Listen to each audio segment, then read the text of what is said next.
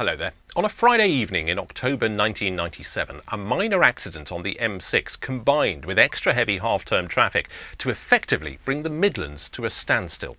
Now, ever since, this particular Friday of the year has, in some circles, become known as Black Friday. To be honest, it's a bit of an undeserved reputation, but it is the time of year when families try to get away one last time before Christmas, and it combines with worsening weather and darker evenings. Here at INRIX, we analyse the data from those previous years, and based on the statistics, we can tell you exactly how bad it's going to be. So here you can find out where the hotspots are and also how to avoid them. First of all, the M25 between junction 8 for the M23 and junction 21 for the M1. Surrey right round into Hertfordshire. This is actually one of the busiest stretches of motorway in the UK, and it'll also be affected by airport traffic to Heathrow, and also get heavy, of course, around the turnings for Gatwick, and that will also put extra traffic on the M23 itself. The M25 will also be extra heavy in both directions at the Dartford crossing. Back to Heathrow, and that of course will affect the M4 around junction 4. It'll also be busy for Stansted on the M11, and traffic will be very heavy on the M1 at junction 10 for Luton.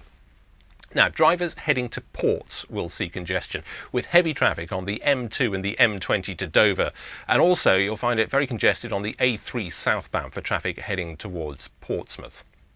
The M1 will be very heavy northbound from Leicestershire through Derbyshire and Nottinghamshire and then on into Yorkshire.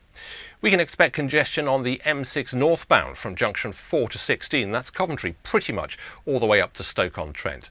Again at junction 32 for Blackpool Illuminations. That's very popular on the first Friday of half term. And southbound M6 19 to 17, Cheshire into Staffordshire. The A1M will be heavy northbound in the roadworks at Hatfield Tunnel, and the A1 will be congested at Newcastle on Tyne. Now, you can avoid the worst of the congestion by a bit of forward planning. The rush hour on Friday the 25th of October will be between 15% and 20% more intense than a normal Friday. Now, that may mean your 30-minute commute may only be extended by 10 or 15 minutes, but a 4-hour holiday journey could easily turn into 5 or 6 hours at peak time. The rush hour will also start and finish earlier than normal, so here's the advice from INRIX that'll help you make it all as painless as possible. Avoid the Friday evening peak if you can, especially in the north of UK and heading out of London and Birmingham. You need to be clear of all the usual busy spots by 2 p.m, and we'd suggest that before 11 in the morning will be the best time to travel. If that isn't possible and an earlier arrival at your destination isn't crucial, leave after 6 p.m.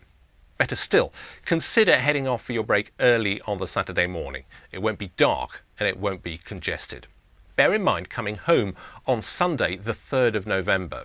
The clocks have just changed. It's darker and the routes that get busy on an average Sunday are likely to be far busier in the late afternoon.